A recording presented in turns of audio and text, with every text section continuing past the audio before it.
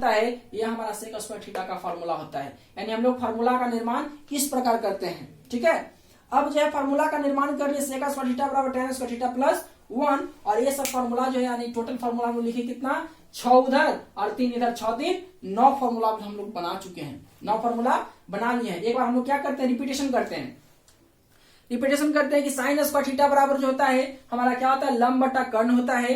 Cos theta बराबर होता है आधार बटा कर्ण होता है। टैन थीटा बराबर लंब बटा आधार होता है। और जस्ट साइन का उल्टा कर लेते हैं तो कॉसेक का निर्माण करता है। साइन का उल्टा कॉसेक का निर्माण करता है। नहीं पता चले तो याद रखना यहां से साइन थीटा कॉसेक थीटा का निर्माण करता है।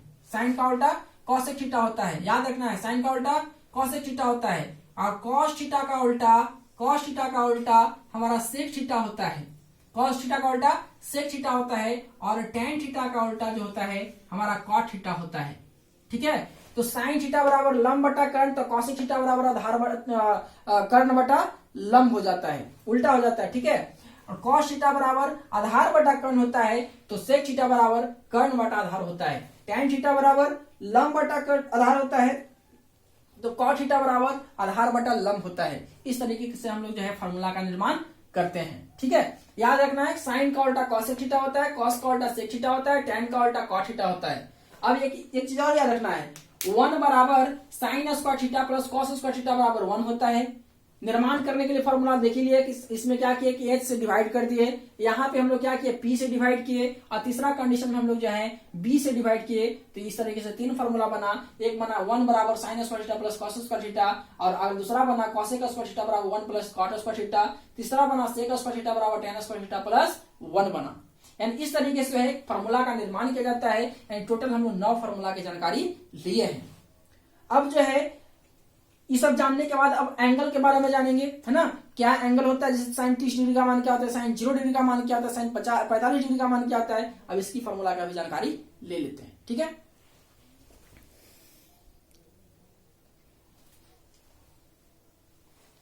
देखेंगे क्या करेंगे, एक चार्ट बनाएंगे, एक चार्ट बना लेंगे। चार्ट बनाने के बाद उसमें क्या करेंगे, फॉर्मूला को डालेंगे।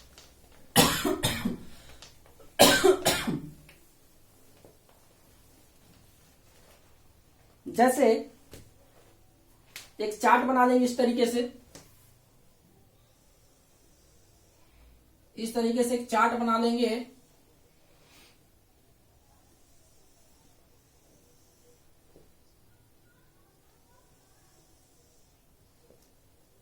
एक सुंदर सा एकदम चार्ट कॉपी पे बना लेंगे और इसको नोट कीजिए, याद कीजिए।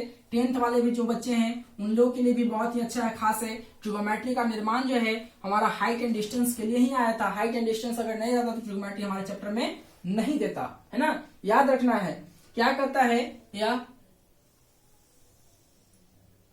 इसमें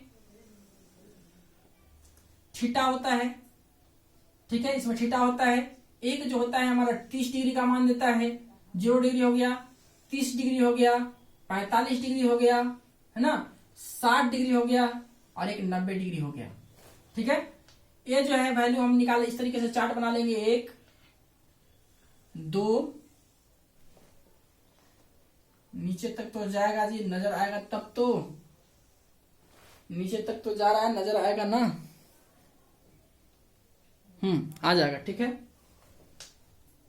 इसी में क्या करते हैं, थोड़ा छोटा कर लेते हैं, अट जाएगा सब।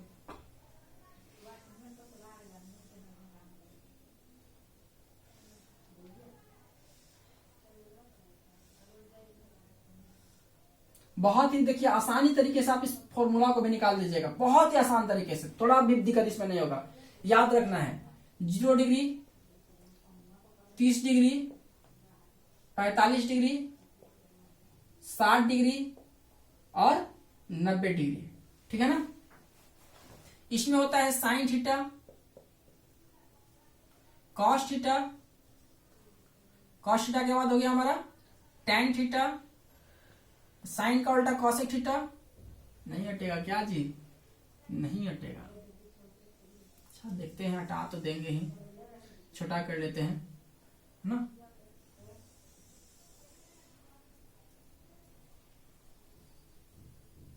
देखिए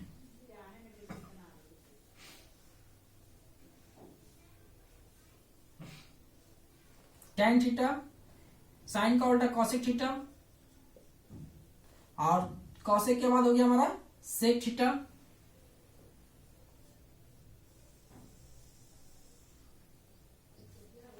cos का उल्टा होता है हमारा क्या, cos का उल्टा sec थीटा, और हमारा tan थीटा का उल्टा क्या होता है, cot थीटा होता है, tan का उल्टा cot थीटा होता है।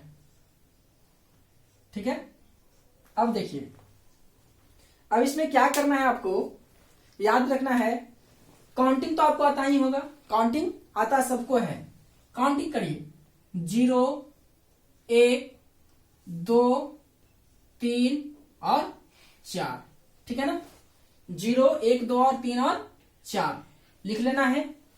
और क्या करना है, जो लास्ट में जो डिजिट होता है ना, उसी डिजिट से सब में डिवाइड कर दीजिए। तो लास्ट में कितना डिजिट है, 4 डिजिट है, तो 4 से क्या करना है, डिवाइड कर लेना है।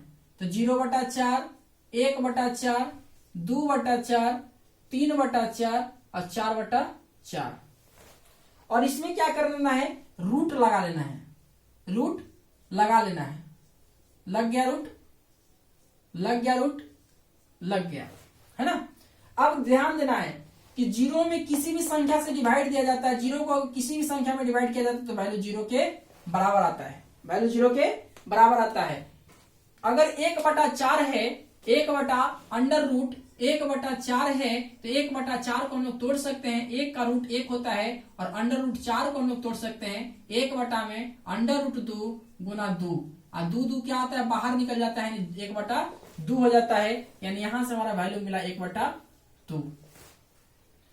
2/4, यहां से 2 दूना 4 कट गया, 2 दूना 4 कट गया, यहाँ आया 1/√2, 1 का रूट 1 ही होता है ना। यहाँ से √3/4, √4 का वैल्यू होता है 2, √4 का वैल्यू होता है √4 का वैल्यू होता है 2, यानी √3/2, और यहाँ से 4 कटा, √1 का वैल्यू 1 ही होता है, √1 का वैल्यू 1 ही होता है। तो याद रखना है कि साइन 0 डिग्री का मान 0 होता है, साइन 30 डिग्री का मान 1/2 होता है, साइन 45 का मान 1/√2 होता है, साइन 60 डिग्री का मान √3/2 होता है, साइन 90 डिग्री का मान 1 होता है। यानी कहते हैं ना कि ई हाथ से मारेंगे कि ई हाथ से ये हाथ से मारे कि ई हाथ से मारे, यानी उल्टा हाथ से मारे कि सीधा हाथ से मारे, बोलते हैं ना, सेम वही प्रोसेस में होता है। क्या होता है ना कि सीधा लिखा जाता है और उल्टा से फिर इसको काउंटिंग किया जाता है। तो देखिए, साइन का उल्टा कॉसेक होता है, लेकिन इसमें कॉस थीटा में क्या होता है कि पीछे से भरते चलाओ, पीछे वाले संख्या से भरते चलाना है। तो क्या होता है इसमें, कॉस साइन 90 डिग्री का मान कितना है, 1 है,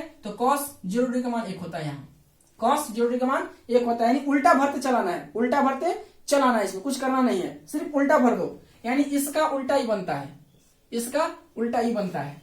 तो 1 फिर कितना हो गया, √3/2, 1 √3/2, यानी cos 30 डिग्री का मान √3/2 होता है, cos 45 डिग्री का मान 1/√2 होता है।